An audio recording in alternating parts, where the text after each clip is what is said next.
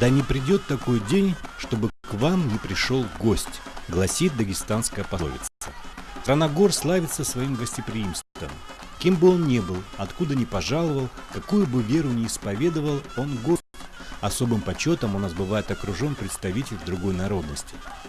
В самом начале сентября этого года на древней каитакской земле с зурной и барабаном в национальных одеждах, украшенной известной на весь мир вышивкой, Маджалис встречал гостей интерактивного молодежного фестиваля «Многоцветие культуры русского мира», на который приехали библиотекари из различных российских регионов и ближнего зарубежья.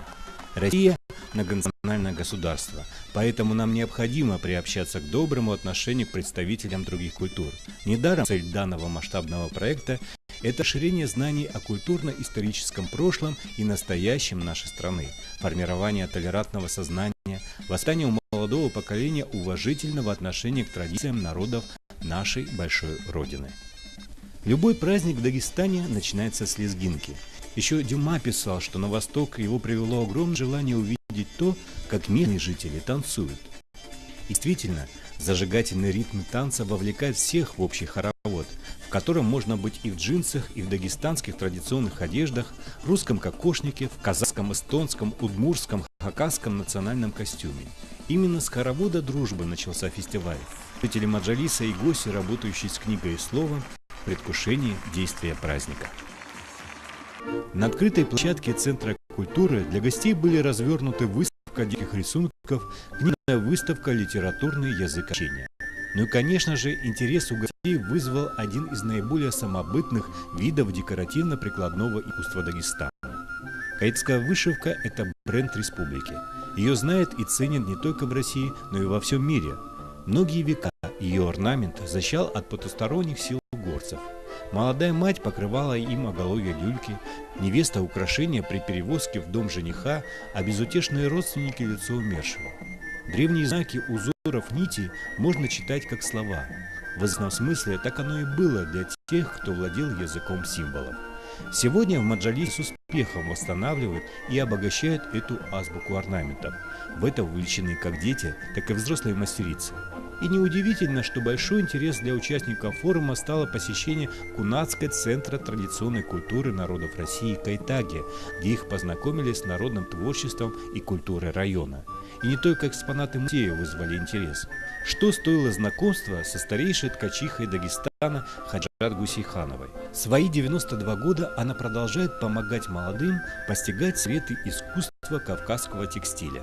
Здесь для гостей была дана возможность сопоставить различия и, конечно же, схожесть кодов наших культур. После экскурсии и чаепития в центре Кайтаги началось основное действие, в которое были вовлечены учителя и учащиеся школ, работники культуры района, жители села Маджалис и ближайших сел. Интерактивность фестиваля предполагает участие всех. Делегаты из Эстонии, Казахстана, Татарстана, Хакасии, Удмуртии, Москвы и Московской области и, конечно же, хозяева праздника рассказывали об истории своих республик, показывали народные промыслы, проводили викторины с детьми. Группы участников поочередно подходили к импровизированным майданам, на которых проводились игры путешествия «История с географией» и «Золотые руки России».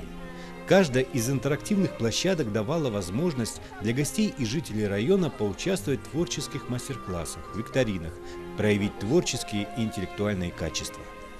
Группы сменяли одна другую по звонку колокольчика организатора фестиваля, директора Хасавюртовской городской централизированной библиотечной системы Эльмира Якубова. Этот энергичный человек не впервые собирает в Дагестане своих коллег. Молодежный фестиваль «Многоцветие культуры русского мира» одной из основных своих задач считает сохранение, развитие и поддержка русского языка, на котором разговаривает около 500 миллионов человек во всем мире. Изначально данный интерактивный молодежный фестиваль задумывался проводиться в странах зарубежья, где по-прежнему говорят на русском языке и любят русскую культуру. Однако первый форум, который проводится в нашей республике, в самом многонациональном регионе России, где общеразговорный язык русский, послужит в будущем примером коммуникации творческих людей, объединенных идей созидания, сохранения и продвижения культурных традиций России. Ну и, конечно же, фестиваль – это большой праздник для жителей Маджалиса. Это уникальная возможность не только познакомиться с многоцветной культурой русского мира, а еще рассказать, а главное показать свою самобытность. Когда все группы кольцевых маршрутов, участвовавшие в интерактивном действии на центральной площади района, завершили свои импровизированные экскурсии по уголкам России и некоторым другим странам, праздник переместился в концертный зал села.